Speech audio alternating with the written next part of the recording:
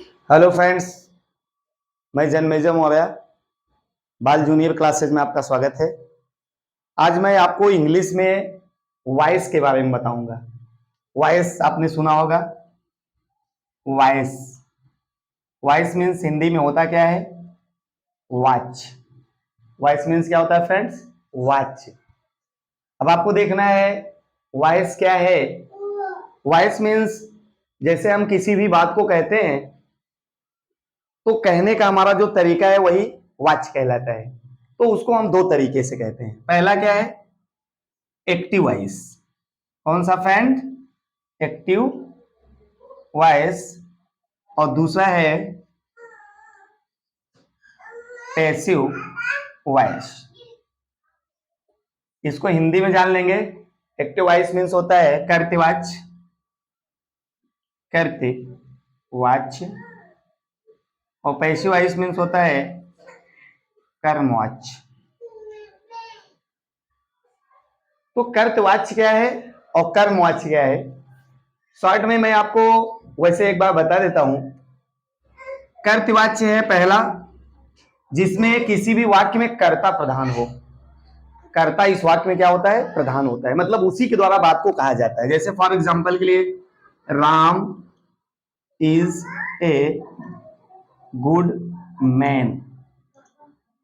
तो इस वाक्य में प्रधान कौन है? मुख्य कौन है? राम है। मतलब राम के द्वारा ये बात, राम के लिए ये बात कही जाएगी। अब इसका जो पैसिव बनेगा, मतलब जो पैसिव में वाक्य दिखाएंगे हम, उसमें कर्म को पहले रखेंगे। हम कर्ता को ना रख के किसको रखेंगे? कर्म को रखेंगे। तो उस हिसाब से जब कर्म पहले लिखा जाएगा कर्ता के स्थान पे तो पैसिव में हो जाएगा। जब कर्ता पहले लिखा गया है तो एक्टिव वॉइस में है। तो आइए एक्टिव से पैसिव बनाने के लिए हम टेंस वॉइस पढ़ते हैं। तो सबसे पहले आपको बता दें, टेंस में, टेंस सबको मालूम है, जिसको टेंस आता है उसी को वॉइस आएगा। ये तो कंफर्म मैं आपको पिछले वीडियो में बताया भी था। तो उसमें जैसे टेंस में टेंस तीन प्रकार का होता है, सबको मालूम है, present tense, past tense and future tense. अब उसमें कितने की पैसिव वॉइस बनती है ये महत्वपूर्ण है। तो आपको मैं बताना चाहूंगा कि प्रेजेंट में तीन की पैसिव वॉइस बनती है। Present indefinite, present continuous, present perfect. यानी प्रेजेंट परफेक्ट कंटिन्यूअस की पैसिव वॉइस नहीं बनती है। तो आपको प्रेजेंट इंडेफिनिट, मतलब प्रेजेंट इंडेफिनिट, कंटिन्यूअस, परफेक्ट, तीन की पैसिव वॉइस पढ़ेंगे। परफेक्ट कंटिन्यूअस की पैसिव वॉइस नहीं बनती। वैसे सेम पास्ट में भी आ जाएंगे। Past indefinite, past continuous, past perfect. मतलब पास्ट परफेक्ट कंटिन्यूअस की पैसिव वॉइस नहीं बनती। अब उसी हिसाब से आ जाइए आप फ्यूचर में। फ्यूचर इंडेफिनिट की पैसिव वॉइस बनती है, फ्यूचर कंटिन्यूअस की नहीं बनती है। फ्यूचर परफेक्ट की बनती है, फ्यूचर परफेक्ट कंटिन्यूअस की नहीं बनती है। तो प्रेजेंट का तीन, पास्ट का तीन और फ्यूचर का दो, मतलब तीन तीन छह और दो आठ, आठ की पैसिव वॉइस। आठों में जो पहला नंबर है आज मैं उसकी पैसिव वॉइस आपको पढ़ाऊंगा, मतलब प्रेजेंट इंडेफिनिट की। तो आइए देखते हैं प्रेजेंट इंडेफिनिट की पैसिव वॉइस कैसे बनती है।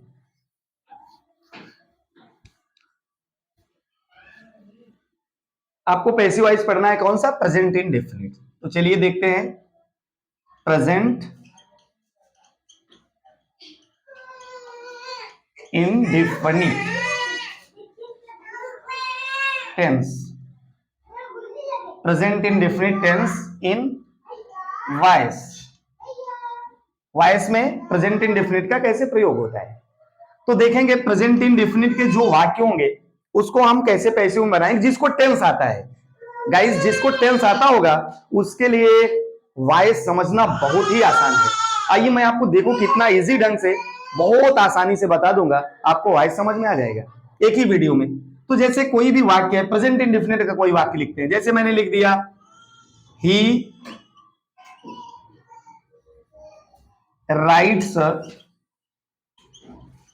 ए letter, he writes a letter.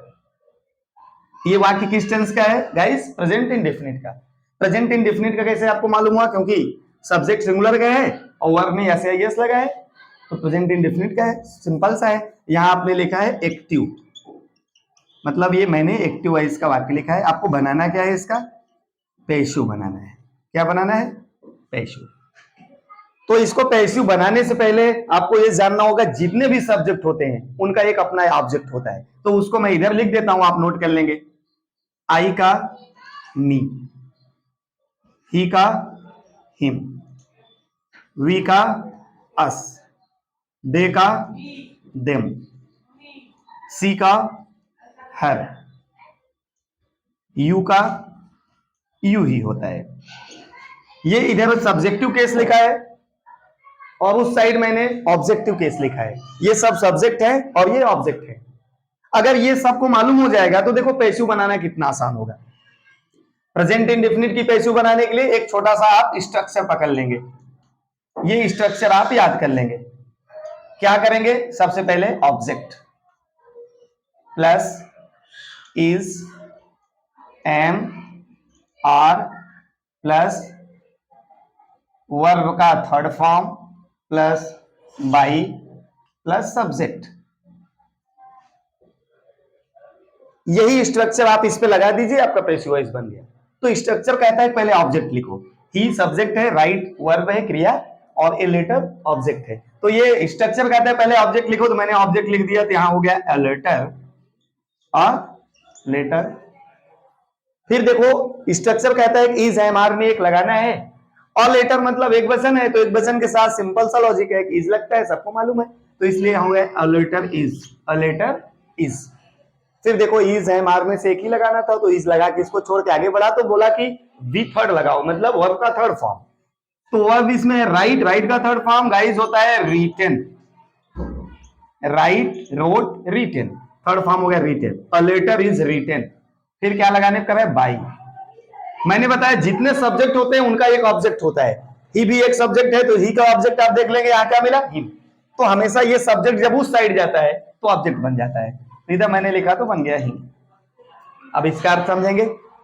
अर्थ में परिवर्तन नहीं होगा, केवल पैसिव वॉइस कर्म के द्वारा और एक्टिव वॉइस सब्जेक्ट के द्वारा, यानी कर्ता के द्वारा। Letter, he writes a letter, वह एक पत्र लिखता है, वह एक पत्र लिखता है। A letter is written by him, एक पत्र उसके द्वारा लिखा जाता है, एक पत्र उसके द्वारा लिखा जाता है। ये इतना अंतर। ये साधारण सा लॉजिक सिंपल टेंस में, मतलब प्रेजेंट इंडेफिनिट के साधारण में है। इसी हिसाब से निगेटिव जो हम बनाएंगे, निगेटिव का एक देख लेंगे।